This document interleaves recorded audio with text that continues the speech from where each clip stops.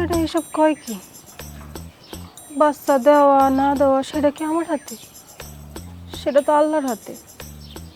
আমারও তো ইচ্ছা করে আমি মা ডাক শুনি, আমার একটা বাচ্চা হোক।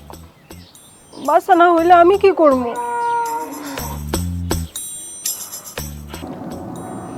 ও বাবা, আমার দোকান তো আয় উন্নতি নাই, কি করলে আমার দোকান আয় উন্নতি মানে লাভ বেশি হবে?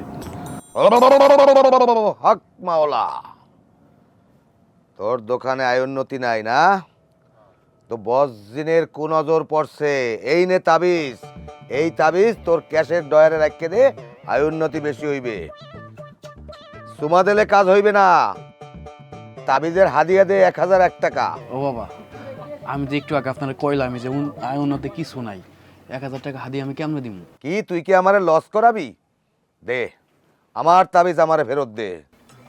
বাবা, এই তাবিজটা অনেক দরকার। আমি অনেক কষ্টে আছি, দোকান আছে কিন্তু মাছবাতি সব খালি। একটা কাজ করেন, আপনি প্রতিদিন দোকানে আইবেন, চা বিড়ি সিগারেট যা লাগে সব খাবেন ফ্রিতে, কোনো টাকা পয়সা লাগবে না। তারপরে এই তাবিজটা রেখে দেন বাবা। আচ্ছা ঠিক আছে, প্রত্যেক দিন তোর দোকানে চা বিস্কুট যা খামু, তুই টাকা চাবি না। যদি টাকা চাও তাইলে কিন্তু তোর তাবিজে কাম করবে না। হক মাওলা। চাবো না বাবা, চাবো না। এই দোকানটা ধরেন আজকের পর থেকে আপনারই, যা মনে চায় খালি খাইবেন আর খাইবেন, কোনো টাকা চাবো না। ঠিক আছে, তাহলে বেশি করে আদা দিয়ে একটা লেবু চা দে, আর বিস্কুট দে, 1 পিস কেক দে, আমি খাই। আচ্ছা, সাথে হাকিমপুরে জর্দা দিয়ে পান দিই। পান দেওয়া লাগবে না, চা দে আগে, বিস্কুট দে, কেক দে।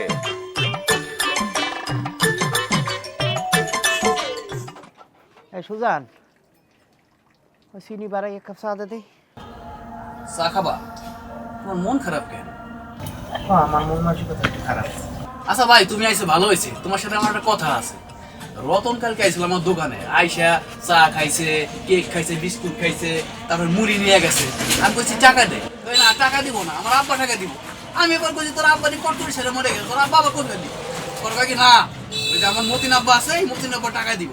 কি তুমি টাকা দিবা নাকি ওর কাছে নিব? আরে বেটা, এই কথা আবার উঠেইছো।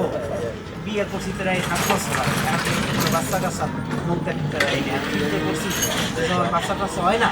আমি রতন নিয়ে ভাড়া করছি যে তুই আমার সকাল থেকে রাত্রে খালি আব্বা আব্বা করে ডাকবি, তোর মাসে 500 টাকা দেবো।